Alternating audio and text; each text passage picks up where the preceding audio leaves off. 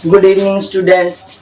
Today we will discuss about capacitor. What is capacitor? What is its principle? And how will you connect capacitor in series as well as parallel? Or capacity due to a parallel plate capacitor when introduced between dielectric slab or conducting slab. First of all is हमारा what is capacitor? Capacitor क्या होता है? जैसे आपके 10th में register थे वैसे आपका कैपेसिटर है। कैपेसिटर क्या करता है भाई? दो प्लेट होती है पैरेलल प्लेट कंडक्टर की which is separated by some distance, जो किसी डिस्टेंस से रखी गई है। बीच में क्या होता है? उनके इंसुलेटिंग मटेरियल या आपका कंडक्टिंग भी हो सकता है, अभी हम पढ़ेंगे। ठीक है, जो किसी डिस्टेंस से रखी गई है और वही आपका क्या काम आता है? Capacitor which is use to store charge and energy, जो चार्ज और एनर्जी को स्टोर करने के काम आएगा। ठीक है, कैपेसिटर क्या होता है भाई? It is an arrangement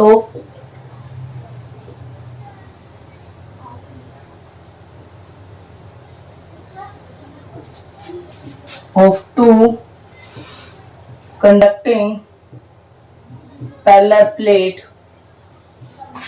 which are separated by some distance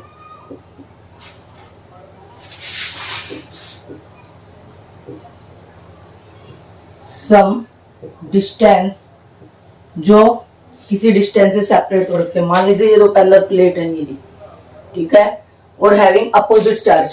ये हमने अपनी प्रॉपर्टी भी पढ़ी थी गॉस लॉ की एप्लीकेशन में भी। Two equal and opposite plate, एक पे मान लीजिए पॉजिटिव चार्ज है, दूसरे पे क्या है आपका?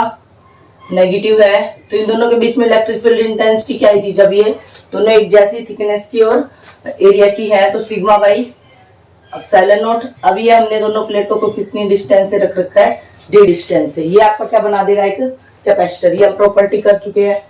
तो ये काम क्या आता है भाई? Separated by some distance, it is used to store charge and energy. Charge और एनर्जी को स्टोर करने के काम आएगा आपका कैपेसिटर। कैपेसिटर क्या है? दो पैरेलल प्लेट है, किसी डिस्टेंस से रखी गई है और क्या काम आता है? It is used to store charge and energy. Charge और एनर्जी को स्टोर करने का काम आता है। जो हमारा इन्वर्टर होता है उसमें भी कैपेसिटर लगे होते हैं, उसमें भी हम क्या करते हैं भाई? एनर्जी को और चार्ज को स्टोर करते हैं। जब आपकी लाइट चली जाती है आप उस जो स्टोर हो रखी है हमारी इलेक्ट्रिसिटी और या चार्ज, उसको आप यूज कर लेते हो। ठीक है, उसके बाद आता है what is principal of capacitor. Capacitor का प्रिंसिपल क्या कह रहा है भाई? वही टू थिन प्लेट कह दो या फिर आप कंडक्टिंग मटेरियल की कोई दो प्लेट्स हैं। ठीक है, तो आप बाय डिफॉल्ट जब भी आपका कैपेसिटर से रिलेटेड कोई भी क्वेश्चन आए तो आप ये वाला डायग्राम बना लेना। ये दो प्लेट है आपकी, एक पे प्लस क्यू चार्ज है, एक पे माइनस क्यू चार्ज है। दोनों के बीच की डिस्टेंस कितनी कह दी हमने? डी, और इसको कुछ चार्ज हमने प्रोवाइड कर दिया। ठीक है, वी। तो क्या होगा? प्रिंसिपल क्या कह रहा है? When some charge is given to the capacitor, when some charge is given to the capacitor, जब किसी कैपेसिटर को कुछ चार्ज दिया जाता है, ई क्या होगी इनके बीच में? Sigma by epsilon not. Outside क्या हो जाएगी? जीरो। ये हम पहले कर चुके हैं एप्लीकेशन ऑफ गॉस लॉ। जिस बच्चों को ये नहीं पता कि कहां से आ गया, प्रीवियस वीडियो देख सकते हैं। Principle, when some charge given to the capacitor then potential is increases. आपका पोटेंशियल क्या हो जाएगा? इंक्रीजेस। मतलब Q is directly proportional to V। जैसे हमारा ओम्स लॉ था, V is directly proportional to I, V is equals to IR। क्योंकि जब चार्ज फ्लो करते हैं तभी तो करंट आएगा। अब जिसने 10th में नहीं किया, अभी ये सेकंड यूनिट में फिर आने वाला है। इसको हटाएंगे तो कोई ना कोई कांस्टेंट आएगा, वो क्या है आपका? C V। तो C की वैल्यू यहां से क्या आ गई? Q by V। V को इधर लिया। तो यूनिट क्या होगी भाई? चार्ज की क्या होती है? कूलाम, और पोटेंशियल की क्या होती है? वोल्ट। कूलाम पर वोल्ट। और भाई किसने बताया था इस कंसेप्ट को? फैराड, या फिर आप सिंपल F से भी लिख सकते हो फैराड। कैपेसिटी की यूनिट क्या है? फैराड। जैसे चार्ज का कंसेप्ट कूलाम था आपका, फोर्स का न्यूटन है, वर्क डन की यूनिट क्या होती है? जूल होती है। वैसे ही आपकी कैपेसिटर की यूनिट एक तो आपके फॉर्मूले के हिसाब से बन गई, चार्ज पर यूनिट क्या? ये वी वॉल्यूम ये बताइए क्या पोटेंशियल है। ठीक है, तो कूलाम पर वोल्ट या फिर फैराड नाम के साइंटिस्ट ने बताया था। अब कैपेसिटी कई बार आपका पूछता है ड्यू टू अर्थ के कारण अर्थ की कितनी कैपेसिटी होती है अब आपको पता है। तो अर्थ को हम वैसे तो इलिप्टिकल इन शेप होती है लेकिन सर्कुलर शेप जब मान के चलते हैं तो पहले सर्कुलर का निकाल लें फिर उसमें आर की वैल्यू पुट कर देंगे। आर क्या होता है आपका रेडियस ऑफ अर्थ, सर्कुलर में होगा तो रेडियस ही होगा। मैं कर रही हूँ capacity due to a sphere कह दिया हम, स्फीयर। ये रहा हमारा स्फीयर जिसकी रेडियस क्या है आपकी ए है, पोटेंशियल इसके कितना है वी है, चार्ज कितना है इस पे आपका क्यू है। तो वही Q is directly proportional to V, Q equal to C V. तो यहां से सी की वैल्यू क्या आ गई, C is equal to Q by V. But आपको पता है वी क्या होता है भाई, के क्यू बाई आर। पीछे इलेक्ट्रिक पोटेंशियल अपने ड्राइव वी किया है इसको, या फिर आप वी का आता है आपका work done per unit charge, वहां से भी आपका ये कंसेप्ट निकल के आएगा। v इज इक्वल टू के क्यू बाई आर। आर क्या है आपका रेडियस ऑफ स्फीयर, जो आपने स्फीयर ले रखा है स्फेरिकल इनसे। तो सी v की वैल्यू पुट करो, c is equal to Q K Q into R. K क्या होता है आपका के 1/4 पाई एप्सिलॉन नॉट। जब बीच में कुछ भी नहीं होती तो हम एयर मानते हैं और एयर एप्सिलॉन नॉट, इसको एयर कोई परमिटिविटी ऑफ एयर को या वैक्यूम को 1/4 पाई एप्सिलॉन नॉट की वैल्यू पुट कर देंगे। के की वैल्यू पुट करो, सी कितना आ गया, क्यू से क्यू कैंसिल हो गया, आर बाई के। देखो क्यू से क्यू कैंसिल, आर बाई के की वैल्यू पुट करेंगे तो क्या आ जाएगा 4 pi epsilon nought R. Very important, क्योंकि जैसे ही आप आर की वैल्यू पुट करोगे आपका कहेगा कि कोई स्फीयर है जिसकी रेडियस कितनी है आपकी, कि भाई 50 मीटर है, 100 मीटर है, किलोमीटर है, आप वहां आर की वैल्यू पुट कर दो। 4 पाई एप्सिलॉन नॉट की आपकी वैल्यू पता ही है, 4 की पता है, पाई की पता है, एप्सिलॉन नॉट की कितनी होती है 8.85 10⁻⁻12 पर न्यूटन पर मीटर स्क्वायर पर coulomb square. Newton metre square पर कूलम स्क्वायर किसकी थी आपकी, के की होती है। तो इसकी उल्टी कर दो, इसको रिवर्स कर दो, पर न्यूटन पर मीटर स्क्वायर और कूलम स्क्वायर। ठीक है, ये इसकी यूनिट आ जाएगी आपकी। आर की वैल्यू अब मैं अर्थ की पूछ रही हूँ आपसे, एमसीक्यू में डायरेक्ट पूछ ले कि अर्थ की कैपेसिटी कितनी होती है, कैपेसिटी ड्यू टू अर्थ। तो आर किसकी यूज करेंगे, अर्थ की रेडियस कितनी होती है 6400 किलोमीटर। किलोमीटर के मीटर बनाओ, एप्सिलॉन नॉट की वैल्यू पुट करो और सी की वैल्यू मेरे को बताना क्या आएगी आपकी। ठीक है, कमेंट में नीचे कमेंट बॉक्स में कमेंट कर देना कि आपकी आई है 711 माइक्रो आएगी या तो पिको आएगी, देख लेना क्या आएगी, बताना मेरे को। ठीक है, ये आपके लिए होमवर्क रहेगा। अब यहां तक हो गया भाई आपका कैपेसिटर क्या है। कैपेसिटर इज नथिंग, कुछ भी नहीं है, ये जस्ट एक दो पैरेलल कंडक्टिंग प्लेट ले ली, उनको किसी डिस्टेंस से रख दिया, देन आपका क्या हो जाएगा एक कैपेसिटर फॉर्म्ड हो जाएगा। और वो कैपेसिटर काम क्या आएगा, it is used to store charge and energy. किस प्रिंसिपल पे काम कर रहा है, जैसे जैसे आप चार्ज बढ़ाओगे वैसे वैसे आपका पोटेंशियल बढ़ेगा। तो Q is directly proportional to V। तो यहाँ C की वैल्यू आ गई Q by V। Capacity due to sphere निकालना था तो C Q बाई V होता है, तो स्फीयर के कारण V कितना होता है हमारा K Q बाई R। तो बस जस्ट वैल्यू पुट करी, Q से Q आपका कैंसिल हो गया और हमारा रिजल्ट आ गया। नेक्स्ट देखो, बाय डिफॉल्ट डायग्राम तो यही चलेगा आपका।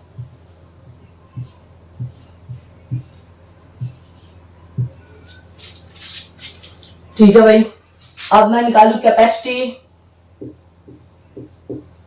Due to parallel plate. ये जो आपकी पैरेलल प्लेट है इनके बीच में कैपेसिटी ये पता है और सी की वैल्यू क्या होगी हमें नहीं पता। तो यूजिंग प्रिंसिपल करेंगे, Q is equals to, Q is directly proportional to V, तो Q इक्वल टू CV। अब पैरेलल प्लेट के निकालना है तो कुछ नाम नया रख दे। ठीक है, C डैश से लिख दिया मैंने, तो क्या होगा यहाँ Q बाई V। हमारा टारगेट है V को कैलकुलेट करना। चार्ज तो देखो जो चार्ज है वही रहेगा, V की वैल्यू ही तो चार्ज बढ़ने के साथ पोटेंशियल बढ़ रहा है, V की वैल्यू पुट कर देंगे इन दिस डायग्राम से तो हमारा रिजल्ट आ जाएगा capacity due to parallel plate. अब V क्या होता है आपका पता ही है, V know that V is equals to KQ by R, या V know that electric field intensity between two parallel plate, ये E is equals to sigma by epsilon naught. इसको इक्वेशन फर्स्ट कह दो, इसको सेकंड। और एक हमारा E और V का रिलेशन होता है डिस्टेंस के साथ, E is equals to minus D V by D R, negative due to direction के कारण आ रहा है आपका, ठीक है। अगर मैं सिंपल लिखूंगी also E is equals to V by, यहाँ डिस्टेंस कितनी है D है, V by D, equation third. Second और थर्ड को देखो, सेकंड E क्या है सिग्मा बाई एप्सिलॉन नॉट, और E क्या है V बाई डी, तो दोनों को आपस में इक्वल पुट कर they from second and third, क्या आ गया भाई sigma by epsilon not V by D, वही है ना हमारा टारगेट V का ही था, V को कैलकुलेट करें और हमारा रिजल्ट आ जाएगा। तो V की वैल्यू क्या आ गई, यहां से V is equals to sigma D by epsilon naught, यहाँ पुट कर दो, पुट इन फर्स्ट में पुट करो, C डैश की वैल्यू क्या आ गई भाई, ये याद रखना 4 pi epsilon naught, direct result आपका, जो भी आपकी R की वैल्यू दे आप वही पुट कर दो। ये कैपेसिटर का जस्ट हम सिंबल बनाएंगे ना, वैसे बनाएंगे बस सिंपल, दो पैरेलल, एक स्मॉल टर्मिनल एक लार्ज टर्मिनल, तो ये पॉजिटिव होता है, ये तो बैटरी बन जाती है, जब दोनों इक्वल होते हैं तो क्या बन जाता है आपका कैपेसिटर बन जाता है, ठीक है। तो यहां से वैल्यू उठा के यहाँ पुट करो भाई, क्या आ गया आपकी C dash is equals to Q by V की जगह क्या लिखूंगी sigma D by epsilon naught, ऊपर चला गया। अब चार्ज की वैल्यू 2D है, पैरेलल प्लेट है तो थिकनेस भी होगी और विड्थ भी होगी और आपकी क्या होगी लेंथ भी होगी, तो यहाँ चार्ज की वैल्यू क्या, हेयर SCD यूज करेंगे, सिग्मा क्या होता है charge by area, charge by area का हो, या तो आप सिग्मा की वैल्यू पुट कर दो या फिर क्यू की वैल्यू पुट कर दो, एक ही बात है, सिग्मा की वैल्यू पुट करो Q by epsilon not, sigma क्या है चार्ज अपॉन एरिया, ऊपर चला गया आपका डी नीचे था, चार्ज से charge cancel, C is equals to epsilon not A by D, A क्या है एरिया ऑफ द प्लेट।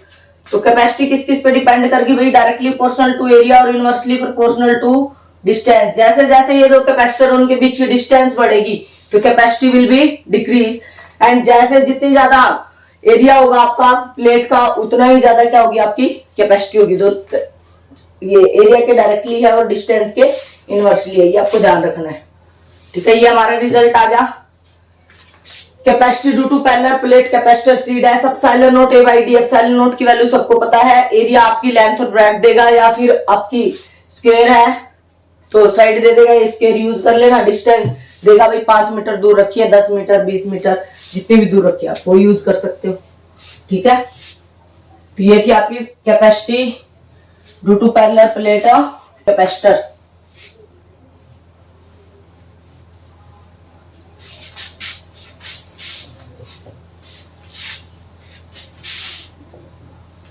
ये देखो भाई Q is directly proportional to V, Q equal to CV, ये प्रिंसिपल है कैपेसिटर का। फिर उसके बाद स्फेरिकल के कारण कैपेसिटी निकाली, कितनी आई 4 pi epsilon not R, parallel plate के कारण निकाली C dash epsilon not A by D, ठीक है। अब तक हमने यही ड्राइव किया है। अब कितनी एनर्जी स्टोर करेगा कैपेसिटर है, क्या काम आ रहा है, it is use to store charge and energy, तो energy due to a capacitor, energy निकालेंगे कि कितनी स्टोर कर सकता है, यानी कि एनर्जी का derivation, energy due to a capacitor, capacitor कितनी एनर्जी स्टोर करेगा, कितनी एनर्जी आपकी गेन करेगा कैपेसिटर की, क्या एनर्जी रहेगी कैपेसिटर के कारण, कितनी एनर्जी आएगी। एनर्जी आपको पता ही है, जब भी आपको एनर्जी का डेरिवेशन करना हो हमेशा क्या लेके चलेंगे वर्क डन, वर्क डन भी कैसा स्मॉल वर्क डन ले लेंगे, होल के लिए क्या कर देंगे इंटीग्रेशन। अब आपको पता है कैपेसिटर में सिर्फ हमें ये E पता है V पता है, तो उन्हीं से V पता है तो वोल्टेज का वर्क डन के साथ रिलेशन होगा, कहीं ना कहीं याद करो, वहीं से हमारा डेरिवेशन स्टार्ट होगा। जब भी आपके कोई डेरिवेशन पेपर में आता है तो आपको ये दिमाग में होना चाहिए कि स्टार्टिंग कहां से हो रही है। जब आपको पता है कोई भी एनर्जी का आज तक आपने जो भी डेरिवेशन किया है +1 हो चाहे +2, हमेशा ही वर्क डन के रूप में पहले वर्क डन निकालेंगे, वही वर्क डन आपका स्टोर हो जाएगा किसकी फॉर्म में, एनर्जी की फॉर्म में, क्योंकि law of conservation of energy कह रहा है आपका, ठीक है। तो energy due to a capacitor diagram, ये बाय डिफॉल्ट यही रहेगा हमारा थ्रूआउट, कैपेसिटर से रिलेटेड कोई भी चीज आया बस यही डायग्राम चिपका देना। हाँ भाई, तो वर्क डन के लिए V क्या है हमारा dW बाई dQ, क्योंकि V क्या होता है work done per unit charge, small की बात करेंगे तो डिफरेंशिएशन में rate of change of work done with respect to charge, जैसे जैसे चार्ज चेंज हो रहा है वैसे वैसे ही तो पोटेंशियल चेंज हो रहा था, तो dW बाई dQ लिख दिया। और जैसे ही आपने चार्ज की फॉर्म में निकाला तो वी की वैल्यू ये भी थी के क्यू बाई आर। देखो हमने तीन चीजें निकाली, एक फोर्स निकाला के Q1 Q2 by R square, electric field intensity निकाली के क्यू बाई आर स्क्वायर, ये दोनों वेक्टर क्वांटिटी थी। और इसी में हमने वर्क डन निकाला और एक आपने क्या निकाला भाई, वर्क डन का हो या पोटेंशियल एनर्जी का हो या वी का हो, के Q1 Q2 by are, we क्या था के क्यू बाई आर। ये रिलेशन था, दोनों स्केलर है तो स्केलर जो भी है एनर्जी है potential energy EP, electrostatic potential energy और इलेक्ट्रोस्टैटिक पोटेंशियल दोनों एक 1/r के क्या है, 1/r के डायरेक्टली प्रोपोर्शनल है या इनवर्सली प्रोपोर्शनल टू आर, एक ही बात है। या तो आप v डायरेक्टली मान लीजिए है आपका u इज 1/r, इसको कैसे बोलोगे, u is directly proportional to 1/r कहो या u is inversely proportional to r, बोलने का ही तो तरीका है, जैसे भी बोलो आपकी मर्जी, ठीक है। तो ये दोनों तो आपकी वेक्टर है, इनमें तो डायरेक्शन का रोल होगा, इनको आंख बंद करके जब भी करो तो सिंपल आपका मैथमेटिकल अलजेब्रा फुल होगा, फिर डायरेक्ट ऐड हो जाएंगे, ठीक है। ये दोनों स्केलर हैं, इनमें रिलेशन देख लो, इसका एक आर गायब हो गया, तो इन दोनों में रिलेशन है भाई f is equals to minus D U by D R. जब आपका u दे देगा f पूछेगा तो आप भाई इंटीग्रेशन सोल्व करोगे, भाई u दे देगा और f पूछेगा तो भाई डिफरेंशिएशन, और f दे दे u पूछे तो देखो du क्या आ गया माइनस एफ डी आर, तो f की वैल्यू आप पुट करेंगे और इंटीग्रेशन से सोल्व हो जाएगा। सिमिलरली इन दोनों में रिलेशन है E is equals to minus D V by D R. देखो दिख ही रहा है, इन दोनों को फोर्स का फॉर्मूला बनाने के लिए सिर्फ एक आर की तो कमी है, तो भाई इसको U वाले को एक आर और दे दे तो फोर्स ही तो बन जाएगा। E और V में भी क्या रिलेशन है, इसके पास एक एक्स्ट्रा कम है आर या इसके पास एक एक्स्ट्रा है, तो E को E is equals to V के नीचे एक बार और आर कर दिया आपने तो R square E minus D V by D R in terms of differentiation और इंटीग्रेशन। जो रिलेशन इन दोनों का वही आपका इस टाइप का रिलेशन है, देख लो इन दोनों में रिलेशन है, इनमें एक एक चार्ज है, इनमें दो दो चार्ज है, ठीक है। तो ये तो बाय डिफॉल्ट आपके कहीं भी यूज होंगे, ठीक है। ये मेन है इस यूनिट के हार्ट भाई, इनके बिना आपका कोई भी न्यूमेरिकल बीच में कहीं ना कहीं ये यूज हो जाएंगे, ठीक है। तो V is equal to W by D Q, energy के लिए निकाल रहे हैं तो डी डब्ल्यू क्या हो जाएगा V डी क्यू। ये तो स्मॉल वर्क डन है for small work done, small work done के लिए जब हमने लिखा तो ऐसे ही लिखेंगे V डब्ल्यू बाई क्यू होता है, डिफरेंशिएशन में D W by D Q, तो V डी डब्ल्यू क्या हो गया आपका V डी क्यू, और for whole value of work done क्या होगा, integration both sides within the limit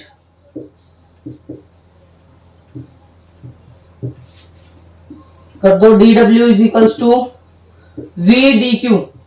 V की value in terms of Q हमारे पास है using principle of capacitor, Q is equals to CV था, तो V की वैल्यू क्या आ गई, V की वैल्यू बताओ यहां से क्या आ गई, V को इधर रखो, C को इधर लेके आओ, Q बाई C पुट कर दो यहाँ। विद रिस्पेक्ट टू चार्ज ही तो कर रहे हैं, तो चार्ज का तो कंसेप्ट इंट्रोड्यूस करना पड़ेगा, और वो कहां से होगा, प्रिंसिपल ऑफ कैपेसिटर। तो DW का तो W हो गया इंटीग्रेशन, यहाँ क्या भाई चार्ज 0 टू Q, एक ही बात है, पहले स्टार्टिंग में चार्ज कितना है 0, जैसे जैसे चार्ज बढ़ रहा है वैसे वैसे V बढ़ रही है 0 से लेके Q तक। V की वैल्यू पुट करो Q by C D Q, Q की कितनी पावर है, एक पावर है। इंटीग्रेशन कैसे करते हैं, जो भी पावर होती है उसमें एक पावर ऐड और नहीं से डिवाइड, ठीक है। तो क्या आ गया आपका work done is equals to, अब इंटीग्रेशन हो गया तो Q स्क्वायर बाई 1/c आपने कॉन्स्टेंट था बाहर रख लिया, एक पावर ऐड की 1 + 1 2 divide by 2 0 to Q, upper limit minus lower limit कितना आ गया Q square by 2c। This work done is used in the form of energy, यही जो वर्क डन है किसके इक्वल होगा, एनर्जी। तो एनर्जी कितनी आ गई भाई due to capacitor Q square by 2c। क्या पता Q और C दे रखा हो तब तो आप ये निकाल लोगे न्यूमेरिकल में, आपके लिए Q और C है, तब क्या पता C और V गिवन हो, V और Q गिवन हो उस टाइम, तो आप इसमें Q की वैल्यू पुट कर दो, एक बार C की वैल्यू पुट कर दो। कहां से करोगे, रिलेशन तो यही है, ये देखो Q इक्वल टू CV, तो अगर मैं Q की वैल्यू पुट करूंगी तो क्या CV पुट कर दूं यहाँ, तो U कितना आ गया बोलो, C square V square divide by 2c, एक C से C कैंसिल, कितना आ गया हाफ CV स्क्वायर। देखो अब तो ये फॉर्मूला जाना पहचाना लग रहा है, जैसे काइनेटिक एनर्जी आई थी हाफ mv स्क्वायर वहां मास का कंसेप्ट था, यहाँ किसका है, कैपेसिटर का और वोल्टेज का। तो U is equals to half C V square, ये कई बार न्यूमेरिकल यूज होता है इन दिस फॉर्म में। सी और वी की वैल्यू दे देगा और आपसे एनर्जी पूछेगा, what is the energy stored by the capacitor, C और वी की फॉर्म में। एक बार आप सी की वैल्यू पुट कर दो, आपका क्या आ जाएगा, इसी से एक बार सी की वैल्यू पुट करो इस इक्वेशन में, तो कितनी आएगी, C equal to Q by V put करो इन दिस इक्वेशन, तो क्या आ जाएगी आपकी, u is equals to C की value Q by V, Q square upon two, C की जगह क्या लिखूंगी, q इंटू वी, को सी की वैल्यू पुट करेंगे तो q नीचे v ऊपर, तो क्या रहेगा भाई आपका q v बाई टू, जो भी दे जिस हिसाब से भी दे उस हिसाब से, क्यू स्क्वायर बाई टू सी आ गया आपकी एनर्जी स्टोर। क्यू और सी गिवन है तो ये फॉर्मूला यूज कर दो, सी और वी गिवन है तो ये, क्यू और वी गिवन है तो आपका ये फॉर्मूला यूज हो जाएगा। ठीक है, ये एनर्जी स्टोर आ गई। पेपर में कई बार एनर्जी ना कह के एनर्जी डेंसिटी पूछता है और सिर्फ इलेक्ट्रिक फील्ड इंटेंसिटी देता है, उस टाइम उस फॉर्मूले तक पहुंचना और सोचना थोड़ा सा मुश्किल हो जाएगा, तो क्यों ना हम पहले ही अपना ड्राइव कर ले ताकि जब न्यूमेरिकल में आए तो हम इजिली कर पाए। ठीक है, तो देख लो भाई, एनर्जी ड्यू टू कैपेसिटर थी, तो कोई भी एनर्जी हो ये तो कैपेसिटर की है। आप देखना मैंने ईपी भी ड्राइव करवाई है, बाद में आपकी एमपी मैग्नेटोस्टैटिक एनर्जी भी ड्राइव करवाऊंगी आपकी, सब में ही मैं वर्क डन ही लेके चलूंगी लास्ट में। और वर्क डन का रिलेशन भी उसी के साथ जो आपके इस डायग्राम में कहीं ना कहीं वोल्टेज थी, इलेक्ट्रिक फील्ड इंटेंसिटी थी, तो वोल्टेज के साथ वर्क डन का रिलेशन था, वहीं आपने यूज कर लिया और हमारा रिजल्ट आया।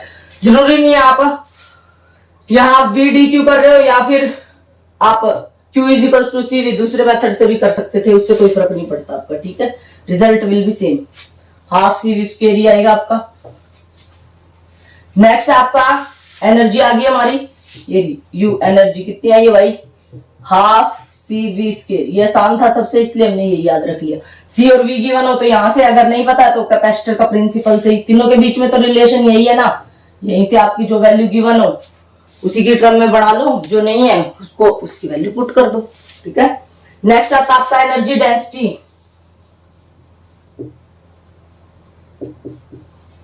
ड्यू टू कैपेसिटर, कैपेसिटर की एनर्जी डेंसिटी कितनी होगी, एनर्जी डेंसिटी को मैं स्मॉल यू से लिखूंगी, स्मॉल यू से। ठीक है, होल एनर्जी को कैपिटल यू से लिखा, और एनर्जी डेंसिटी, डेंसिटी का मतलब ही क्या होता है, डिवाइड बाई वॉल्यूम। जैसे मास डेंसिटी है मास पर यूनिट वॉल्यूम, पावर डेंसिटी है पावर पर यूनिट वॉल्यूम, फोर्स डेंसिटी है फोर्स पर यूनिट वॉल्यूम। यहाँ क्या एनर्जी डेंसिटी, तो एनर्जी डेंसिटी इज नथिंग, क्या होगी बेटा, एनर्जी पर यूनिट वॉल्यूम। एनर्जी कितनी आई थी, एरिया हमारी Q square by two C, volume, volume क्या होगा इसमें प्लेट का, एरिया इंटू डिस्टेंस, यही होगा या नहीं होगा, area into distance. But paper में क्यू सी ए और डी देता ही नहीं, वो सिर्फ इलेक्ट्रिक फील्ड इंटेंसिटी देता है, तो हमें वहीं तक पहुंचना पड़ेगा। म्यू क्या होगा आपका, Q square two C A into D, but C की वैल्यू हम ड्राइव कर चुके हैं, C is equals to epsilon not A by D, ये देखो ये पड़ा। ठीक है, सी की वैल्यू आई थी एनर्जी ड्यू टू कैपेसिटर, इसके कारण कैपेसिटी आई थी एप्सिलॉन नॉट ए, और क्यू क्या होता है आपका, हाँ एक बार सी की वैल्यू पुट करो, mu is equals to Q square by two epsilon not A, D कहां चला गया आपका, ऊपर चला गया और डी नीचे भी था, सी ए, सी की वैल्यू पुट करी है epsilon not A by D, और एक ए पहले ही था, कितना हो गया ए स्क्वायर, डी से डी कैंसिल, कितना आ गया Q square by two epsilon not A square. Q की वैल्यू पुट करो, sigma is equals to charge per unit area, होगा या नहीं होगा, तो क्यू क्या हो जाएगा, क्यू आपका सिग्मा इंटू ए। ठीक है, तो पुट करो भाई, म्यू कितना आ गया, sigma square A square divide by two epsilon not A square, A square से A square cancel, sigma square by two epsilon not. But paper में सिग्मा भी नहीं, सिग्मा का रिलेशन ये पड़ा इलेक्ट्रिक फील्ड इंटेंसिटी के साथ, यूज करो।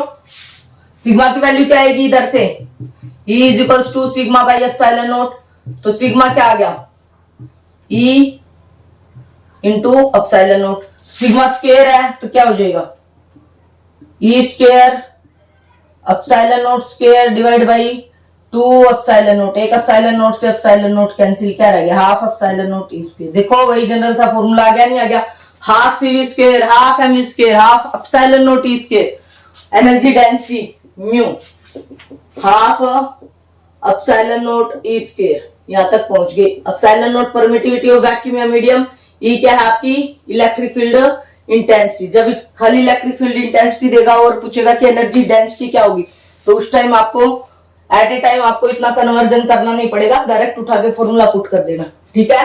अगर चार्ज एरिया और कैपेसिटर वगैरह, बस जनरल याद रखना है डेंसिटी क्या एनर्जी बाई वॉल्यूम, क्या पता ये सारी चीजें दे रखी हो, क्या पता आपको ये दे रखा, क्या पता सिग्मा की फॉर्म में sigma square by 2 epsilon not sigma ही दे रखा, तो आप ये यूज करोगे।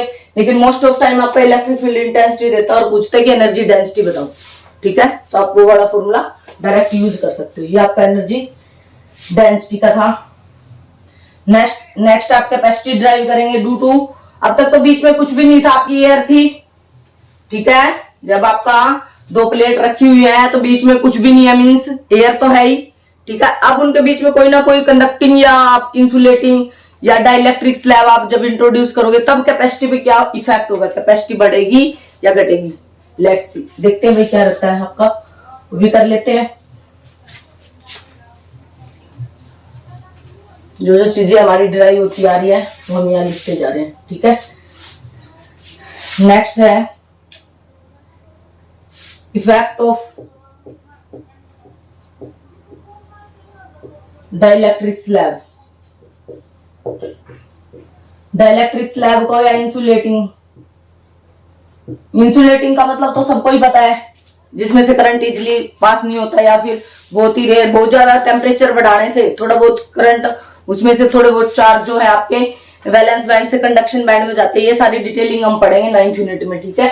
तो डाइलेक्ट्रिक का मतलब ये तो इंसुलेटिंग और डाइलेक्ट्रिक भी ऐसा ही होता है, बट डाइलेक्ट्रिक में ड्यू टू पोलराइजेशन क्या हो जाता है, आपके चार्ज प्रोड्यूस हो जाते हैं, इंड्यूस्ड हो जाते हैं, ठीक है।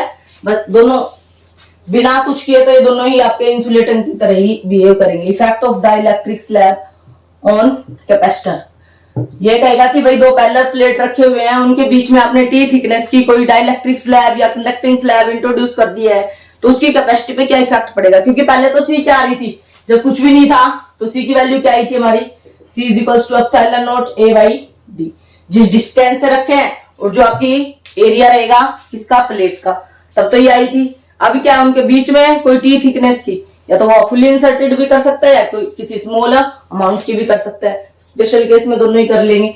तो डाइलेक्ट्रिक स्लैब का कर रहे हैं बाय डिफॉल्ट, वही डायग्राम बना देंगे। या फिर आप मान लीजिए कैपेसिटर है आपका, ये रहा पॉजिटिव चार्ज, इधर क्या होंगे नेगेटिव, तो ये डिस्टेंस कितनी थी दोनों कैपेसिटर के बीच की, आपकी डी थी। ये वही था हमारा डायग्राम। बाय डिफॉल्ट यहाँ आप प्लेट्स भी बना सकते हो चाहो तो, एक पे पॉजिटिव है एक पे आपका नेगेटिव है, चार्ज यहां से यहां जा रहा है आपका क्यू। डाइलेक्ट्रिक स्लैब अब तक कुछ नहीं था तो ई कितनी थी, ई इज इक्वल्स टू, जब कुछ नहीं मीन्स एयर है और एयर थी तो इलेक्ट्रिक फील्ड इंटेंसिटी क्या आई थी, E is equals to sigma by epsilon naught, in between आई थी, राइट और लेफ्ट में क्या थी आपकी 0 थी। बट उसने कहा कि कोई टी थिकनेस की स्लैब आप इसमें इंट्रोड्यूस कर दो भाई, ये इसकी थिकनेस कितनी है, टी थिकनेस की कोई मीडियम होगा तो ई मीडियम आ जाएगी या नहीं आ जाएगी, इधर ई मीडियम, और कोई मीडियम होगा तो उसका डाइलेक्ट्रिक कांस्टेंट भी होगा, उसको हमने के कह दिया।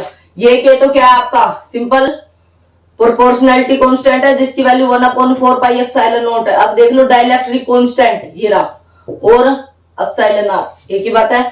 रिलेटिव परमिटिविटी का हो या डाइलेक्ट्रिक कांस्टेंट का हो, ये मैं पहले करवा चुकी हूँ, तो दोनों में डिफरेंस रखना। मैं इसको थोड़ा सा ऐसे कर देती हूँ, ठीक है। डाइलेक्ट्रिक कांस्टेंट, जब आपने कोई डाइलेक्ट्रिक स्लैब इंट्रोड्यूस कराई है टी थिकनेस की, तो ई क्या होगी आपकी, इलेक्ट्रिक फील्ड इंटेंसिटी भी अलग ही होगी मीडियम के कारण। तो विदाउट मीडियम तो क्या होती है आपकी फोर्स पर यूनिट चार्ज, और मीडियम आ गया तो अब देखते हैं क्या आएगी, और उसकी डाइलेक्ट्रिक कांस्टेंट होगा कुछ ना कुछ, क्या मान लिया हमने, के मान लिया। तो अब भाई हमारा टारगेट तो वही है, Q is directly proportional to V, Q equal to CV, C को C नहीं बोलेंगे ड्यू टू डाइलेक्ट्रिक स्लैब, तो डाया लिख दिया मैंने यहाँ, डाइलेक्ट्रिक स्लैब है तो C is equal to Q by V। हमारा टारगेट वही है, V की वैल्यू उठा के कैसे भी उठा के पुट करेंगे और हमारा रिजल्ट आ जाएगा। ठीक है, तब भी हमने जब भी ये वाला डेरिवेशन किया तब भी हमने यहां से देखो भाई ई एयर, यहां भी एयर है, यहां भी एयर है, और बीच में क्या है, ये रहा मीडियम है, ई मीडियम, जिसकी थिकनेस कितनी है, टी है। अब ई आपकी डिवाइड होगी, पहले तो पूरी थी, एयर में भी रहेगी कुछ ही ई, फिर इलेक्ट्रिक फील्ड इंटेंसिटी कहां चली गई, आपकी मीडियम में चली गई, और ई और वी के साथ relation E is equals to minus D V by D R, E is equals to V by D, D मतलब डिस्टेंस। अब डिस्टेंस को यहां हमने डी से लिख रखा है, डिस्टेंस अलग अलग है, नेगेटिव तो ड्यू टू डायरेक्शन आ रहा है, ई और वी में रिलेशन है, तो वी की जगह क्या लिख सकती हूँ भाई मैं, capacity due to dielectric slab, तो इसलिए मैंने डाया लिख रखा है, डी का मतलब डाया मतलब डाइलेक्ट्रिक स्लैब, या इंसुलेटिंग है तो आई से लिख दो। तो Q is equals to V, V की जगह क्या लिखूंगी, हाँ इसका टारगेट है तो पहले वी को ही कर लूं, वी इज इक्वल्स टू क्या हो जाएगा, electric field intensity into distance, ये देखो V is equals to into distance, ये हमारा फॉर्मूला हो गया वी का। ठीक है, अब बट इलेक्ट्रिक फील्ड इंटेंसिटी तो दो में डिवाइड हो रखी है, एयर में भी और मीडियम में भी, तो क्या लिखूंगी, V is equals to V का ही तो टारगेट है, वी को पूरा सोल्व करके फिर जस्ट यहाँ फर्स्ट इक्वेशन में पुट कर देंगे, हमारा रिजल्ट आ जाएगा। ठीक है भाई, वी ई इंटू डिस्टेंस, तो क्या लिखूंगी, electric field intensity in air और distance in air, plus electric field intensity in medium और डिस्टेंस इन मीडियम, क्योंकि यहां आप जो डिस्टेंस डी थी, डी नहीं रही, कुछ डिस्टेंस उसने मीडियम में ट्रेवल की है और कुछ एयर में, तो एयर वाली को एयर से लिख दिया, मीडियम वाली को नीचे मीडियम, जस्ट समझने के लिए हमने ऐसा किया है। वैसे एयर वाली को बुक में आपको एप्सिलॉन ई नोट से लिखा मिलेगा एयर वाली को, बट कई बच्चे एप्सिलॉन नोट और ई को एक जैसा सा लिख लेते हैं, इसलिए कंफ्यूजन ना हो, इसलिए मैंने एयर को एयर ही रहने दिया।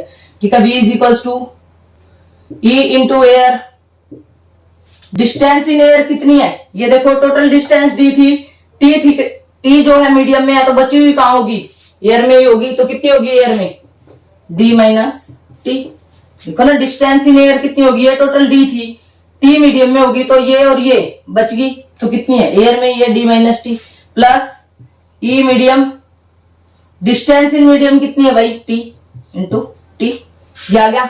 अब हमारे पास ई एयर की वैल्यू तो पता ही है हमें, electric field intensity in air sigma by epsilon note, ये पड़ी हमारे पास, बट मीडियम क्या हमें नहीं पता, तो मीडियम वाली को यहाँ से कैंसिल करना पड़ेगा, या तो दोनों को एयर में बढ़ा लो या दोनों को मीडियम में बढ़ा ले, ताकि हमारा काम चल जाए। इसकी वैल्यू हमें पता है, तो मीडियम वाली को चेंज करेंगे, ऑल्सो वी नो हमें पता है भाई, डाइलेक्ट्रिक कांस्टेंट है, डाइलेक्ट्रिक कांस्टेंट क्या होता है, F V by F M और एप्सिलॉन बाई एप्सिलॉन नोट, और क्या लिख सकती हूँ, E air divide by E medium. बोलो, जब force in vacuum force in medium है, तो फोर्स और ई का तो रिलेशन है, F is equals to F by Q, charge तो जबकि सेम ही रहा है, तो इलेक्ट्रिक फील्ड इंटेंसिटी और फोर्स तो डायरेक्टली है, तो फोर्स इन वैक्यूम है तो इलेक्ट्रिक फील्ड इंटेंसिटी वैक्यूम का हो या एयर का हो एक ही बात है, और फोर्स इन मीडियम है तो electric field intensity in medium, तो यहां से ई मीडियम की वैल्यू क्या आ गई, इसको इधर रखो, इसको और इसको देखो, ये होता है फिर ये होता है, ये है तभी तो ये है, ये हमें बनाना पड़ा, ये दो तो हम पहले ही पढ़ के आए, तो यहां से इलेक्ट्रिक फील्ड को इंट्रोड्यूस कराना था, तो वैक्यूम ऊपर है तो ऊपर एयर आएगा, नीचे मीडियम है तो नीचे मीडियम आ जाएगा आपका। ठीक है, तो यहां से आपका ई मीडियम की वैल्यू, ई मीडियम को इधर ले आओ, के को इधर ले आओ, तो ई मीडियम की वैल्यू क्या आ गई भाई, ई एयर बाई के क्या आपका डाइलेक्ट्रिक कांस्टेंट, डाइलेक्ट्रिक कांस्टेंट को या तो आप के से लिखो या एप्सिलॉन आर से लिखो, एक ही बात है। ठीक है, अब ये वाली वैल्यू उठा के ई मीडियम की इसमें इक्वेशन सेकंड में पुट करो, तो वी कितना आ गया, E air D minus T plus E medium की वैल्यू कितनी है, ई एयर टी बाई के, ये दोनों के नीचे करो, इन दोनों में से क्या कॉमन आ गया, बोलो, ई एयर अगर मैं कॉमन कर लूं तो क्या रह गया, D minus T plus T by के, यहां से टी कॉमन मत लेना क्योंकि डी के साथ नहीं है, फिर कंफ्यूजन हो जाएगी, छोटी ब्रैकेट बड़ी ब्रैकेट, तो वी की वैल्यू आ गई, वी की वैल्यू उठाते हैं यहाँ पुट कर दो, यही तो टारगेट था, या वी की वैल्यू क्या होती है, आगे इसी को इधर ही सोल्व कर लो, वी को पूरा, ई क्या होती है electric field intensity sigma by epsilon note, तो यहाँ क्या लिखूंगी, वी की वैल्यू क्या आ गई, इधर आ जाओ, वी इज इक्वल्स टू, ये रहा भाई, यहां से थोड़ा सा रब कर देती हूँ, v is equals to E air, air की वैल्यू क्या होगी, E electric field intensity in air sigma by epsilon not D minus T plus T by K. हो गया हमारा ये, ठीक है। यहाँ सिग्मा की वैल्यू, सिग्मा क्या होती है, सरफेस चार्ज डेंसिटी, क्या होगी, चार्ज बाई एरिया, यही पुट कर दे क्योंकि चार्ज के टर्म में ये V is equals to charge upon area A epsilon not D minus T plus T by K, ये डाइलेक्ट्रिक कांस्टेंट है की, ठीक है भाई। अब ये पूरा सोल्व हो गया, इससे ज्यादा नहीं होगा। देखो जस्ट V की वैल्यू कैलकुलेट करनी थी, V को हमने दो पार्ट में तोड़ दिया भाई, दो पार्ट में ही देखो जाए, यहाँ से V आ रही है, पहले एयर में आएगी, फिर मीडियम में, फिर एयर में, फिर यहाँ पहुंचेगी या नहीं पहुंचेगा पोटेंशियल। हाँ, तो इसी तरीके से इलेक्ट्रिक फील्ड इंटेंसिटी और V आपकी स्केलर क्वांटिटी इसलिए डायरेक्टली ऐड कर दी, ठीक है। Electric field intensity in air, distance in air plus electric field intensity in medium, distance in medium. तो एयर में तो ये डिस्टेंस आपकी मीडियम में T है, दोनों में कोई या तो एयर में बढ़ाओ या मीडियम में, तो ये रिलेशन हमारे पास पड़ा है, यहाँ से हमने ई मीडियम की वैल्यू उठा के पुट कर दी। अब यहाँ ई एयर की वैल्यू भी यही पुट कर ले, बाद में भी पुट करनी है। Electric field intensity in air sigma by epsilon not और सिग्मा की value charge upon area, finally आप 1 में पुट कर दो इसको, पुट इन फर्स्ट। क्या आ गया आपका, capacity in dielectric slab, Q तो ऊपर है ही, ये नीचे है ना, Q D minus T plus T by के, और एप्सिलॉन नॉट ए कहाँ चला गया आपका, ऊपर चला गया, ठीक है। तो कैपेसिटी डाइलेक्ट्रिक स्लैब कितना आ गया आपका, epsilon not A D minus T plus T by के। अब देखो पहले क्या होती थी, epsilon not A by D होती थी, अब डी में से कुछ ना कुछ घट रहा है, तो नीचे वाली चीज घट रही है, तो कैपेसिटी क्या हो रही होगी, बढ़ रही होगी, ठीक है। तो सी डाइलेक्ट्रिक स्लैब इज इंक्रीजेस। तो डाइलेक्ट्रिक स्लैब जब आपने इंट्रोड्यूस किया तो capacity will be increase, capacity क्या हो रही है आपकी, इंक्रीज हो रही है। ये कहेगा कि फुल्ली इंसर्टेड करा दिया, special case fully inserted, fully inserted का मतलब D इक्वल टू टी, यानी कि T इतनी थिकनेस की नहीं है भाई, यहां से लेके यहीं तक पूरी की पूरी T थिकनेस की है आपने, D और T दोनों क्या हो गए आपके, इक्वल हो गए। तो या तो D की जगह T पुट कर दो या T की जगह D, तो T की जगह D पुट करो तो क्या आ गया, C डाइलेक्ट्रिक स्लैब वाला epsilon not a D minus D, भाई बच्चे अब D माइनस डी देख के 0 समथिंग अपॉन 0 इन्फिनिटी, अरे आगे भी है D बाई के, ये कैंसिल हो गए और ये के ऊपर चला गया, कितना आ गया, K times epsilon not A by D. ये देखो ये तो पुरानी वाली है हमारी, अगर दोनों में रिलेशन निकालू मैं, डाइलेक्ट्रिक स्लैब K टाइम्स आ गई किसकी, जो पहले होती थी epsilon not A by D, और K क्या है आपका, डाइलेक्ट्रिक कांस्टेंट, यानी कि जितनी जो आपकी थिकनेस होगी उसका कुछ ना कुछ डाइलेक्ट्रिक कांस्टेंट होगा, उसके इतने टाइम्स बढ़ेगी, उतने टाइम्स होगी या नहीं होगी। तो कैपेसिटी इनडायरेक्टली हम क्या कह सकते हैं कि जब भी आप कोई पहले एयर था, कैपेसिटी क्या थी आपकी, epsilon not A by D, जैसे आपने डाइलेक्ट्रिक स्लैब इंट्रोड्यूस करी तो कैपेसिटी क्या हो रही है आपकी, इंक्रीज हो रही है। देख लो पहले D थी, अब D में से कुछ ना कुछ घट रहा है, तो नीचे वाली क्वांटिटी कम होगी तो रिजल्टेंट क्या हो गया आपका, ज्यादा आएगा। और आप फुल्ली इंसर्टेड करा दो पूरी की पूरी थिकनेस की, तो D इक्वल टू टी, तो यहाँ वैल्यू पुट करेंगे तो K टाइम्स आ गई, K क्या है, डाइलेक्ट्रिक कांस्टेंट। सिमिलरली आपका डाइलेक्ट्रिक स्लैब ना कह के, जो आपके सिलेबस में तो नहीं है, कंडक्टिंग स्लैब बोल दे, बस इतना ही फर्क देगा, बाकी यही सेम है। तो ई मीडियम कितनी होती है, जब ये वाली स्लैब अब कैसी होगी है, कंडक्टिंग, 0 होती है नहीं होती।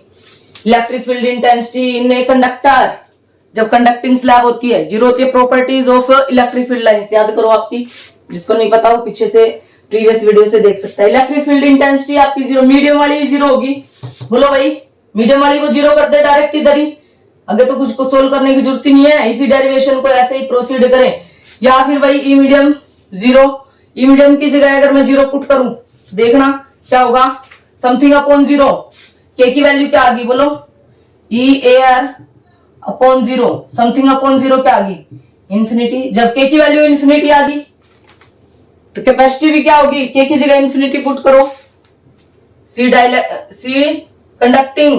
कंडक्टिंग स्लैब के कारण क्या हो जाएगी, इनफाइनाइट, कितना भी चार्ज, इंफिनिटी कैपेसिटी का मतलब समझ रहे हो, कितना भी चार्ज, इनफाइनाइट चार्ज स्टोर कर सकती है और एनर्जी क्या कर सकती है आपकी, स्टोर कर सकती है। या तो आप यहाँ ई मीडियम की जगह 0 पुट कर दो, क्योंकि electric field intensity inside the medium 0 होती है जब इसकी वैल्यू ही 0 है। तो यहाँ यही 0 कर दो, ई मीडियम वाला ही कंसेप्ट हटा दो। देखो ई मीडियम की वैल्यू ही 0 होगी तो पूरा ही 0 हो गया, फैक्टर सिर्फ ये रहा, ही नहीं रहा। यहाँ डायरेक्ट वैल्यू बस यहीं से पुट कर दो, कितना आ जाएगा देखना। दूसरा तरीका आपका ये भी रहेगा, या तो इसमें पुट करो या फिर सी कंडक्टिंग, सी कंडक्टिंग के कारण कितनी आएगी उसको डैश से लिख दूं मैं, ठीक है, कंडक्टिंग वाली को। तो Q बाई वी, वी कितना हो गया भाई, E air D minus T general, ये फुली इंसर्टेड वाली बात नहीं चल रही इधर, डी माइनस टी। तो एयर की जगह क्या लिखूंगी, सिग्मा बाई एप्सिलॉन नॉट, और सिग्मा की जगह charge upon area, cancel. C dash is equals to epsilon not A D minus T, इतना आएगा कंडक्टिंग का, ठीक है। जब टी थिकनेस की इंट्रोड्यूस कराएंगे, जब आपकी फुली इंसर्टेड होगी तो डी माइनस डी क्या हो जाएगा, 0 समथिंग अपॉन 0 इंफिनिटी। देखो वही आ रहा है रिजल्टेंट, नहीं आ रहा, एक ही बात है आपकी।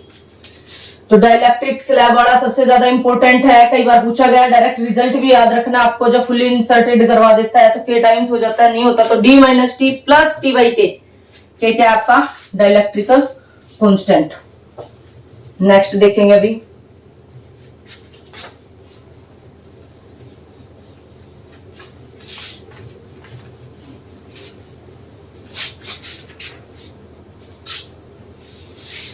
Effect of dielectric slab. तो जब हमने डाया का निकाला, अभी क्या आया था हमारा epsilon not A D minus T plus T by के। जब फुली इंसर्टेड करवाया, टी की जगह भी डी पुट करेंगे, फुली इंसर्टेड, तो क्या आ गया था के times epsilon not A by D. जब कंडक्टिंग वाला यूज किया तो कैपेसिटी क्या आ गई थी आपकी फुली इंसर्टेड में, इनफाइनाइट। डायरेक्ट भी याद रखना है, एमसीक्यू में आपसे पूछा जाएगा। अब कैपेसिटर क्या होता है, क्या होता है भाई कैपेसिटर, जो एनर्जी और चार्ज को स्टोर करेगा। प्रिंसिपल क्या है, Q is directly proportional to V। Capacity कितनी होगी दो पैरेलल प्लेट के बीच में, epsilon not A by D. और जो आपका स्फेरिकल होगा तो क्या हो जाएगी 4 पाई एप्सिलॉन नॉट R, उसकी रेडियस पे डिपेंड करेगी। उसके बाद चार्ज कितना, चार्ज तो ये रहा, कितना स्टोर करेगा, एनर्जी कितनी, हाफ CV स्क्वायर, और energy density half epsilon not E square. और डाइलेक्ट्रिक स्लैब के कारण इस पे कैपेसिटी पे क्या इफेक्ट पड़ेगा, capacity will be increase. How much, यहाँ देख लो क्या है यार फॉर्मूला, यहाँ आपकी जितनी भी थिकनेस की कहे, ये कहेगा कि जो कैपेसिटर है 20 सेंटीमीटर से रखे हैं थिकनेस, उनके बीच में 5 सेंटीमीटर की इंट्रोड्यूस, या जो भी है 2 सेंटीमीटर, वो आप वैल्यू पुट करो। डाइलेक्ट्रिक कांस्टेंट, डाइलेक्ट्रिक कांस्टेंट की नो यूनिट नो डायमेंशन, ठीक है, क्योंकि फोर्स अपॉन फोर्स है, और एप्सिलॉन नॉट अपॉन एप्सिलॉन है, एप्सिलॉन बाई एप्सिलॉन नॉट है, और ई एयर बाई मीडियम है, तो इसकी कोई यूनिट नहीं देगा, कहीं आप यूनिट ढूंढो, ठीक है। तो नेक्स्ट आता है भाई कॉम्बिनेशन ऑफ कैपेसिटर, इंपॉर्टेंट है। इंपॉर्टेंट किस लिए भाई, इसके डेरिवेशन नहीं आएगा कॉम्बिनेशन वाला, तो डायरेक्ट आपको एक डायग्राम सा बना के देगा, सीरीज और पैरेलल में पहचानना है, और आपको न्यूमेरिकल सोल्व करना पड़ेगा। आपका 2 में भी आएगा, आपका 3 में भी आ सकता है। देखो नेक्स्ट,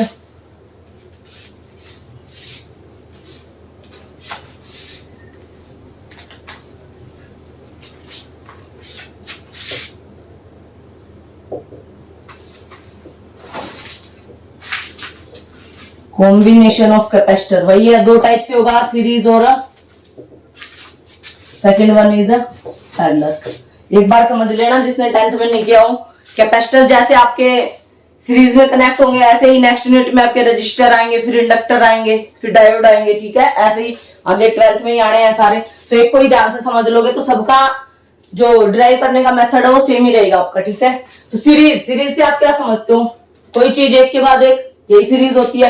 और पैरेलल का मतलब क्या है, कोई इनिशियल और फाइनल पॉइंट जब किसी भी चीज के कॉमन रहते हैं, एक ही पॉइंट से सारी की सारी चीजें निकल रही हैं और एक पे ही आके आपकी क्या हो रही है, फिनिश हो रही है, तो वो क्या हो जाएगा आपका पैरेलल कॉम्बिनेशन। यहाँ क्या है, कैपेसिटर है, तो सीरीज कॉम्बिनेशन क्या होगी भाई, one after the other. Capacitor का सिंबल कैसे होगा, सबसे पहले तो ये रहा, ये कैपेसिटर का सिंबल रहेगा, दोनों ये आपके इक्वल होने चाहिए टर्मिनल्स, ठीक है। तो आपका कैपेसिटर का सिंबल है, एक तरफ पॉजिटिव होता है, एक तरफ नेगेटिव होता है। क्या स्टोर चार्ज करेगा, कितनी एनर्जी करेगा, कितनी एनर्जी डेंसिटी, क्या कैपेसिटी रहेगी, अभी हमने देखा है ना, ठीक है। तो इसका कॉम्बिनेशन कैपेसिटर को कैसे जोड़ेंगे, सीरीज में कैसे जोड़ेंगे, पैरेलल में क्या रिजल्टेंट रहेगा। सीरीज में क्या कहूंगी भाई मैं, 2 और मोर capacitor are said to be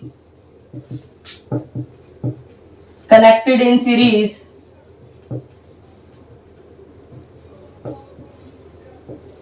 if they are connected कह दो या ज्वाइंट कह दो, एक ही बात है, one after the other.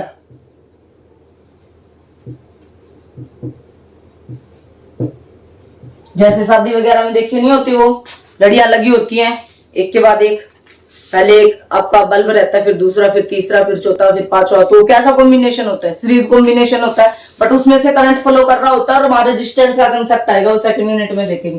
Capacitor भी आपको इस तरीके से ही जोड़ने एक के बाद एक, यानी कि ये मान लीजिए एक के बाद एक कैसे, भाई ये पहला कैपेसिटर जोड़ दिया, उसी के साथ फिर ये जो लाइन होती है वायर का काम करती है आपकी, सर्किट डायग्राम टाइप में सीखा होगा, वायर का ऐसा, ये वायर का रिप्रेजेंटेशन है, ये कैपेसिटर का है, ये एमीटर का है, ये वोल्ट मीटर का है, आपका जी लिख दिया तो ये गैल्वेनोमीटर का है, ये अभी अभी आपने सीखा कैपेसिटर आपको ऐसे बनाना है, ठीक है। और आपको कोई ज्वाइंट वायर बनाना है, ये बीच में से जोड़ दिया, एक के ऊपर से दूसरा वायर लेके जाना है, तो इस तरीके से लेके जाएंगे। ये सिंबल्स आपको पता होने चाहिए। सिंपल लाइन का मतलब ही वायर रिंग होती है, वहां कोई ना कोई वायर है, क्योंकि जब इलेक्ट्रिसिटी वाली यूनिट्स चल रही है, चार्ज चल रहे हैं, तो किसी ना किसी वायर से ही कनेक्ट होंगे, और वायर को हम कैसे दिखाएंगे, एक सिंगल लाइन, जहां भी आपको लाइनें दिख रही है वो मीन्स आपके वायर्स हैं। ये रहा आपका फर्स्ट कैपेसिटर, सेकंड, टू और मोर, कितने भी ले लो, दो या दो से ज्यादा, कब कहा जाएगा कि वो सीरीज में जब एक के बाद एक जोड़े जाएंगे। और कीपिंग, एक बात ध्यान रखना भाई, वो क्या रखना है, सीरीज में क्यू क्या रहेगा, सेम रहेगा, और वी क्या होगी आपकी, डिवाइड का हो या फिर डिफरेंट का हो, एक ही बात है। पहला कैपेसिटर C1 बोल दिया, दूसरा है C2 कह दिया, तीसरे का नाम C3 कह दिया। ये री भाई हमने यहाँ इसको क्या दे रखा है, वोल्टेज V दे रखा है, चार्ज आपका यहां से यहां जा रहा है, सीरीज में चार्ज सेम है तो सबके पास ही क्यू चार्ज ही जाएगा, ठीक है। देखो क्यू विल बी सेम, जैसे आपने 10th में पढ़ा, SI से याद करवा रखा था, सीरीज ऐसे सेम क्या, आई से करंट, बट यहाँ करंट है ही नहीं, क्या है, चार्ज अभी तो रेस्ट पे है, चार्ज जब मोशन करेंगे तभी तो करंट आएगा, अभी तो फर्स्ट यूनिट चल रही है इलेक्ट्रोस्टैटिक चार्ज, जब आपके रेस्ट पे है, तो चार्ज था कैपेसिटर में, तो चार्ज ही था, तो चार्ज को रखना है सेम। सेम का मतलब क्या है, C1 के पास भी चार्ज क्यू है, C2 के पास भी और C3 के पास भी। V क्या है, ये जो V है ना, मान लीजिए 10 वोल्ट की है, तो अब ये डिवाइड होके जाएगी इसके पास, वो डिपेंड करेगा कि इनकी कैपेसिटी कितनी कितनी है, जिसकी ज्यादा कैपेसिटी होगी उतना ही ज्यादा चार्ज, क्योंकि Q directly proportional to CV, ठीक है, इस हिसाब से। तो क्यू सेम है, और ध्यान रखना जो चीज डिवाइड होगी उसी का रिजल्ट निकालेंगे और हमें हमारा रिजल्ट मिल जाएगा। जो चीज सेम है उसके साथ तो कुछ करना ही नहीं, जो चीज डिवाइड हो रही है उसकी वैल्यू निकालो, रिजल्ट आपका आ जाएगा। आप देखो यहाँ V डिवाइड हो रहा है, V कितने पार्ट में डिवाइड होगा, 3 में, क्योंकि 3 कैपेसिटर मानने हैं, 4 मानते तो 4 में, V1 plus V2 plus V3, equation first. हमारा टारगेट है टोटल V की वैल्यू निकालना और इन सब की वैल्यू निकालना। तो टोटल V तो क्या आएगी भाई, टोटल सिस्टम से आएगी, और वो क्या होगी, Q is directly proportional to V, Q equal to CV। C के नीचे मैंने क्या लगा दिया, S का मतलब जब टोटल चार्ज है और टोटल वोल्टेज है तो टोटल कैपेसिटेंस भी होगा, कैपेसिटी भी होगी, उसको किससे लिखूंगी मैं, इन तीनों के जो कॉम्बिनेशन से आएगी उसको नीचे मैंने S लगा दिया। S का मतलब सीरीज चल रहा है, पैरेलल का कराऊंगी तो नीचे P लगा दूंगी, बस इतना ही फर्क है, ठीक है। तो ये इक्वेशन फर्स्ट आ गया। हमें किसकी वैल्यू निकालनी है, V की, तो V की वैल्यू क्या होगी, Q बाई CS, ये इक्वेशन फर्स्ट होगी। टोटल वोल्टेज तो निकाल दिया, V1 V2 और V3 का टारगेट रह गया।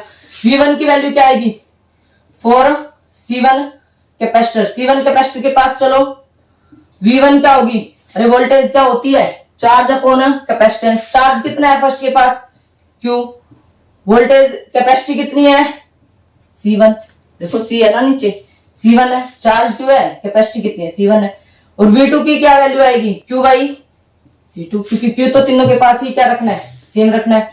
V3 की वैल्यू क्या आ गई, Q बाई C3। अब ये तीनों की वैल्यू आ गई और टोटल V की भी, इसकी भी वैल्यू आ गई, इसकी भी और इसकी भी। अब मैंने बोला था ना जो डिवाइड हो रही है उसमें ही सबकी वैल्यू अलग अलग से कैलकुलेट करो और उठा के पुट कर दो, रिजल्टेंट आ जाएगा। तो उठा के पुट करो, V की वैल्यू क्या लिखूंगी, Q बाई CS is equals to V1 की वैल्यू क्या है, Q by C1 plus Q by V2 की वैल्यू क्या है, Q by C2 plus V3 की वैल्यू क्या है आपकी, Q बाई C3। अब देखो कॉमन आ रहा है, कट कटा कट कट, यानी कि कट जाएंगे भाई, देख लो कॉमन लेके कट करना तो आ ही रहा होगा।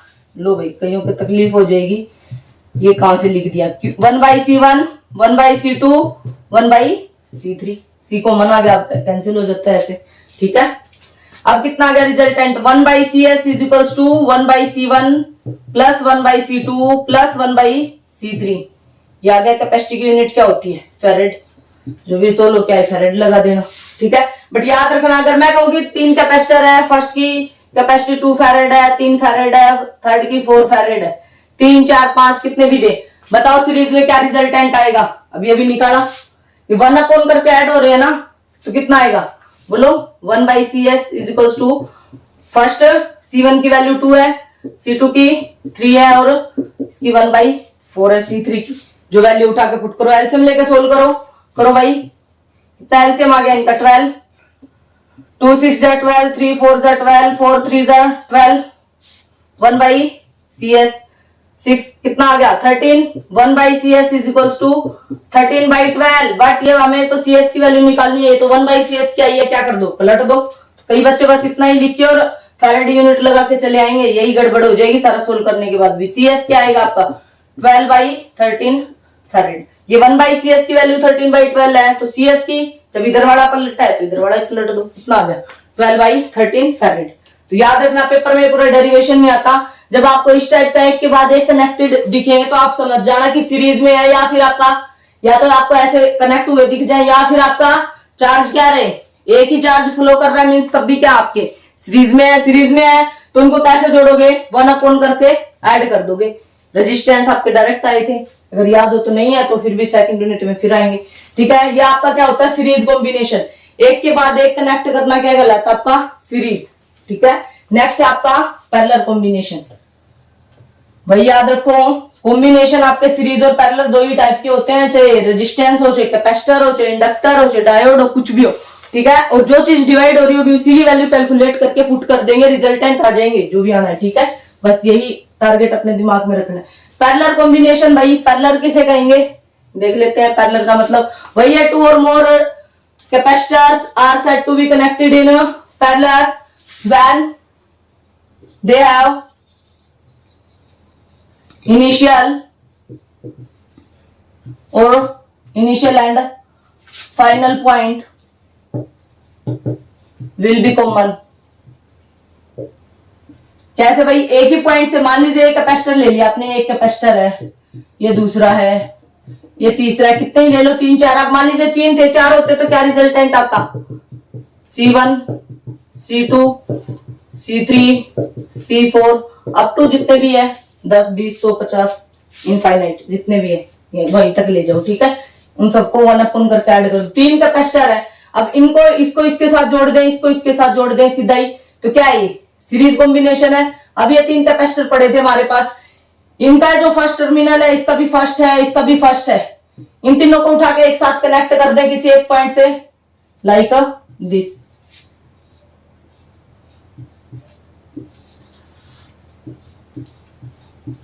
और इनके ये जो फाइनल पॉइंट है ये जस्ट वायरिंग है, कैसे भी मिला दो, ठीक है। ये C1 है, ये C2 है, ये C3 है। इस टाइप के कॉम्बिनेशन को, इन तीनों का एक इनिशियल पॉइंट एक जगह कनेक्ट है और दूसरा फाइनल पॉइंट भी एक जगह कनेक्ट है, तो इस टाइप के कॉम्बिनेशन को क्या कहेंगे भाई, पैरेलल कॉम्बिनेशन।